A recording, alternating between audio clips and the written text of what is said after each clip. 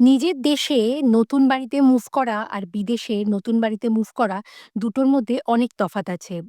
নিজের দেশে নতুন বাড়িতে মুভ করার পর কিছু হেল্পিং হ্যান্ড পাওয়া যায় যে আপনার এই যে ঘর সাজানোগুলোকে অনেকটা ইজি করে দেয়। কিন্তু বিদেশে সব কাজ নিজেকেই করতে হয়। এই যে দেখুন, নতুন বাড়িতে মুভ করার পর একটা এইরকম কাবার্ড মতো কিনেছিলাম।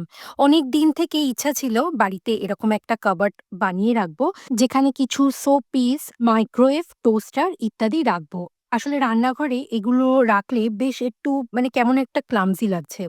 তো এটা অর্ডার করেছিলাম অ্যামাজন থেকে। এটার দাম পড়েছে ওই ২৫০ ইউরোর মতো।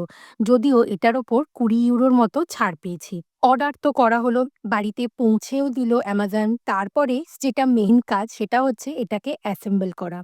যদি আমি অ্যাসেম্বল করার জন্য বাইরে থেকে লোক ডাকতাম, প্রচুর খরচা হতো। অগত্যা আমি আর দীপাঞ্জন লেগে পড়লাম এটাকে অ্যাসেম্বল করার কাজে। যদিও দীপাঞ্জনই মেন কাজটা করছিল আর আমি এই এদিক ওদিক দিয়ে একটুখানি ধরে দিচ্ছিলাম।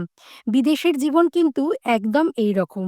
দুজনে মিলে সমান তালে কাজ না করতে পারলে যে কোনো কাজের মধ্যে সামঞ্জস্য থাকে না, আর সংসারটাও ঠিকমতো করা হয়ে ওঠে না। তো এই ছিল আমার এই সুন্দর কাবারটা। কেমন হয়েছে সেটা অবশ্যই কমেন্ট সেকশনে জানাবেন। চলুন দেখা হবে আবার পরের ভিডিওতে। সবাই ভালো থাকবেন।